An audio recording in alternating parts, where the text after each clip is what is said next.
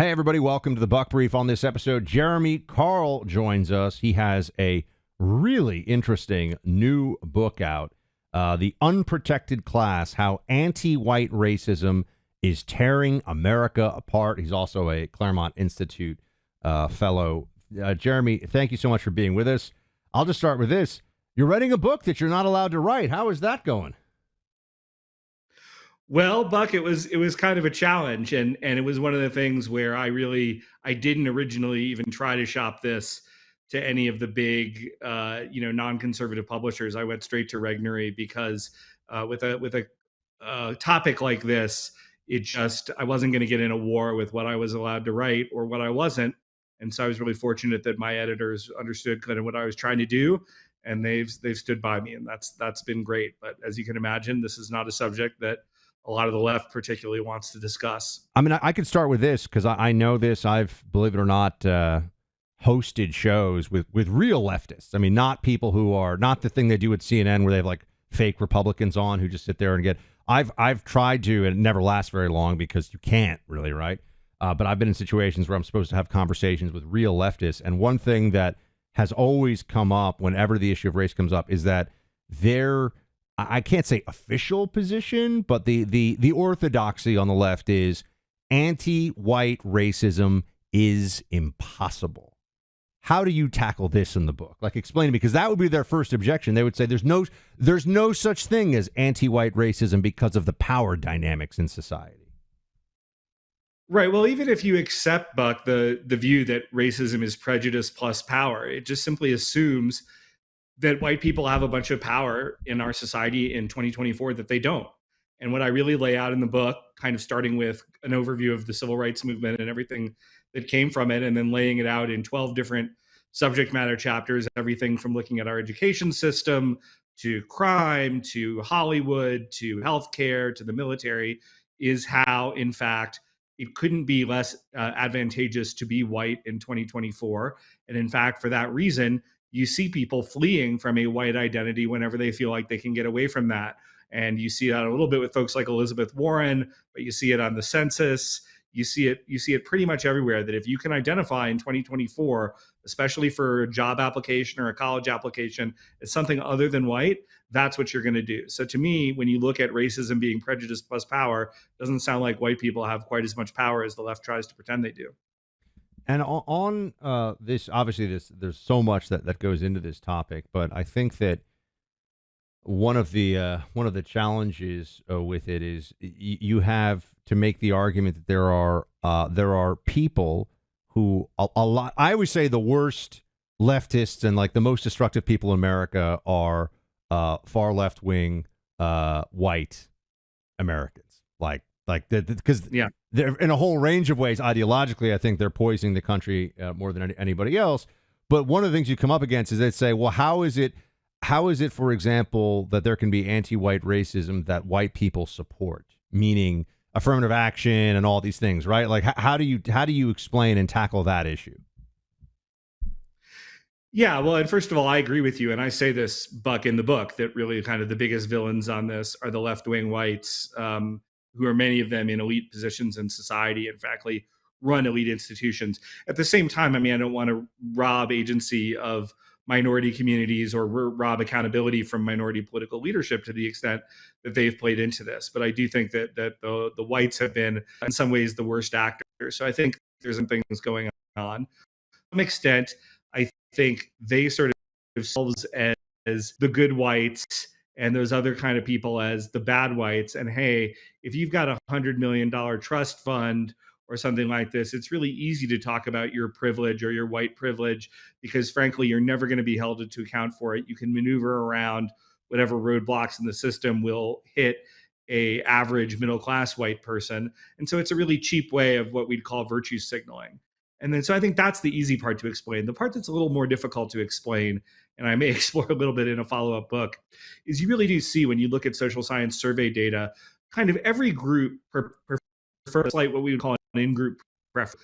Black people prefer Black people, Asian people prefer Asian people. And as long as that's within reasonable bounds, this is not really unexpected or a problem, except for liberal whites.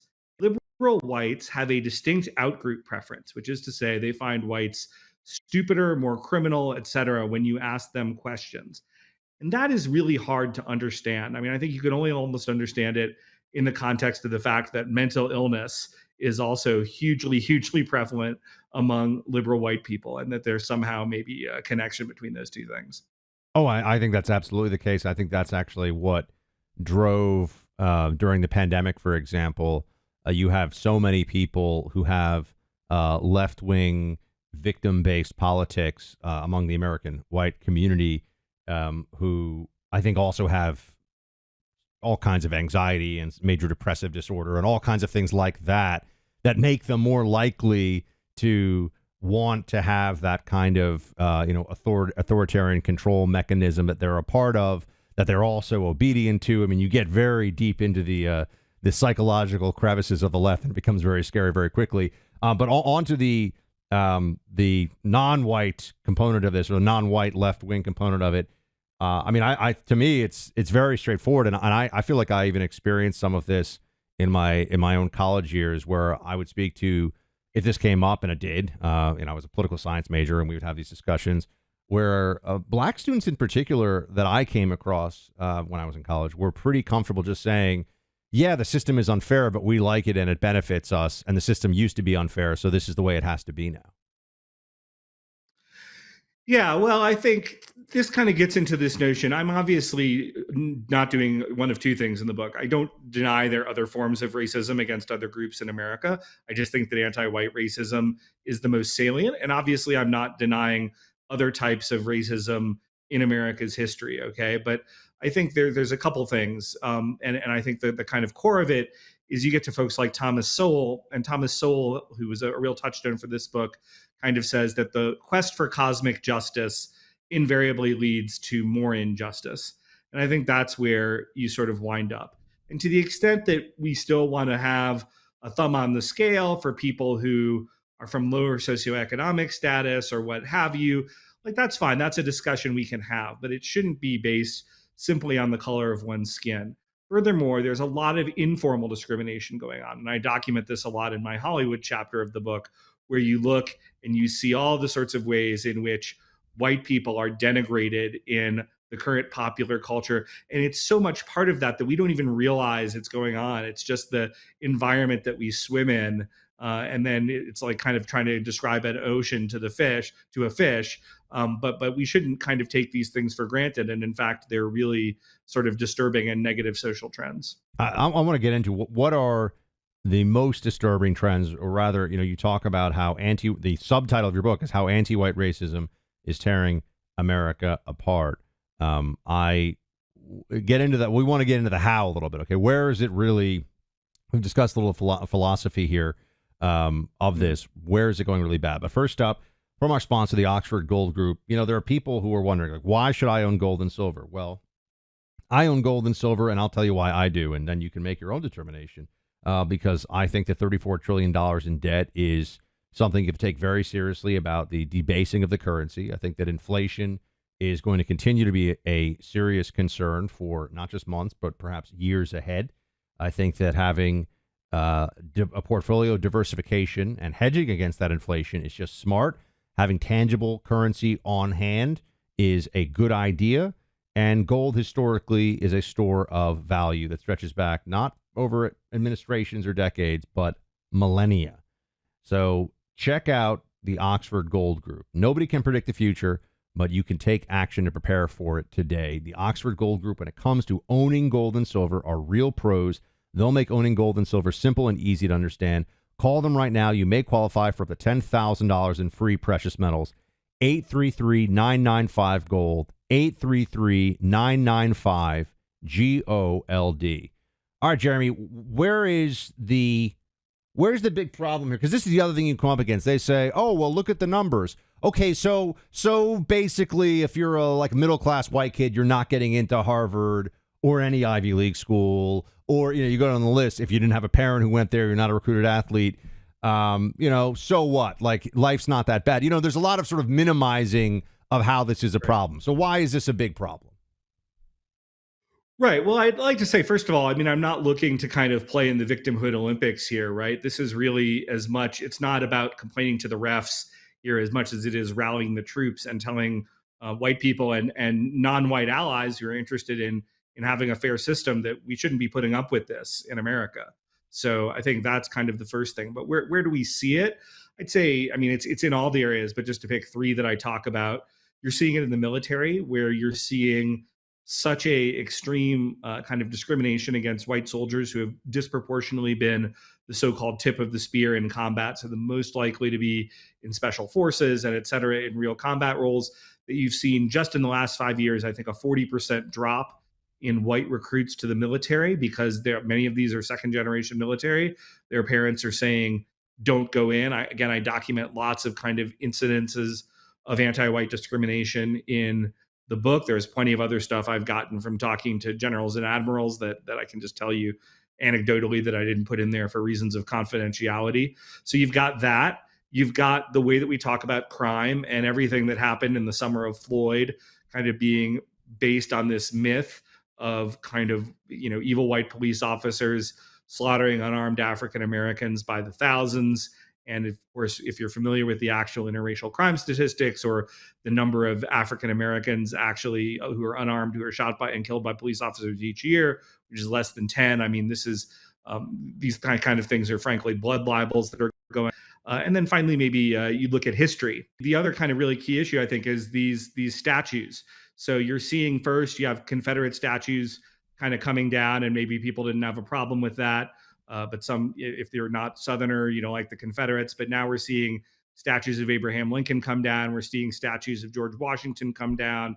We're seeing statues of Christopher Columbus going down. We're seeing a real erasure of the fundamental history of this country.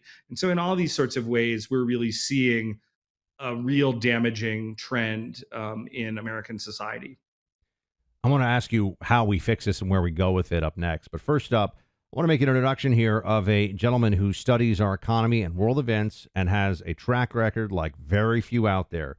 In fact, he's helped shape my own views of our nation's economics and how it is affected by politics and world events. This guy has predicted almost every major economic and financial move in both directions for the past 25 years.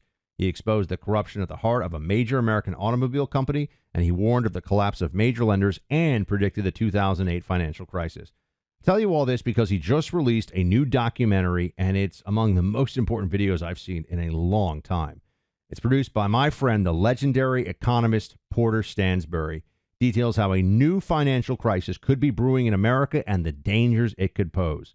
So if you own any stocks, bonds, or have cash in the bank, you've got to watch this documentary now before it's too late. Watch it for free at www.lastelectionplot.com. That's www.lastelectionplot.com. Paid for by Porter and Company. So, how are we going to fix this? Can we fix this? Yeah, I mean, I think the good news is this is not an unsolvable problem. That isn't to say that it's not a difficult problem, but we've solved a lot of difficult problems in America's history. I think there's a few different things that we can do. One is I think we've got to totally relook at our civil rights laws and kind of really look to reconstitute them to match current realities. I mean, essentially, these are all based off the 1964 Civil Rights Act, which was responding to some very real problems that we had in the U.S. at the time. But we're now 60 years past that. We have a whole set of different problems. We're not worrying about people not getting served at lunch counters now. We're seeing instead blatant employment discrimination and other types of discrimination to redress. So I think more broadly, even within our current laws, we need to have much more aggressive lawfare. So there's a bunch of things that are being done that are blatantly discriminatory against whites that are actually illegal. And they've sort of been like $20 bills lying in the middle of the road. Nobody's picked them up for a variety of reasons. And now you begin to have groups like America First Legal, Stephen Miller's group out in DC, that are really beginning to sue companies that are engaged in blatant anti-white discrimination, or whether it's universities. And we're beginning to get some wins. And I think if we just ramp that up 100x, that will help. Finally, to kind of reconstitute America's borders and the ideas around that. So you've got to have a kind of mass deportation for illegal aliens in this country, and then you've got to strengthen the borders in the way that Trump is talking about doing. And if you do that, then you could imagine reconstituting a new American identity around the folks that we have here, given a little breathing room. But as long as the border is wide open, it's really hard to solve this problem. What do you think our border policy should be? Immigration Well, I think we policy, should really just more broadly. Yeah. Well, I mean, I think we just need to dramatically reduce both there's illegal and legal immigration. There's a kind of easy out that a lot of the establishment Republicans will say, where it's illegal good or bad, legal good. I don't think it's that simple. I mean, obviously, we should be sending back every illegal immigrant, but I think legal immigration at the scale that we're having it also has a lot of challenges for America's national identity. And even to the extent that we have it, we're not always bringing in the best folks that we'd like from every country, which at the end of the day, I think the kind of best way to think about it is America's immigration policy serves the interest of the American people, those just interests. That's it. We're not a charity ward. We are a nation, and we should proceed on that basis according to our interests. And that should be the thing that guides our immigration policy fundamentally. The book is The Unprotected Class, How Anti-White Racism is Tearing America Apart. Jeremy Carl is the author. Jeremy, before I let you go, I just got to tell everybody, hopefully you'll check it out too, my friend. Crockett Coffee. Got to make sure I show everybody there. Crockett Coffee. It's delicious. CrockettCoffee.com. Please go subscribe. Get yourself some delicious Crockett Coffee. Here's what happens. It'll be the best coffee you ever had. It's all about America, freedom, and the frontier spirit. You can drink your Crockett Coffee while reading a book, say like The Unprotected Class, and enjoy yourself in the process. Jeremy, thank you so much for being here, my friend. Good luck on the book, and I respect the bravery in writing it. So thank you. Thanks so much. I appreciate that. It's actually been going real well. Thank you.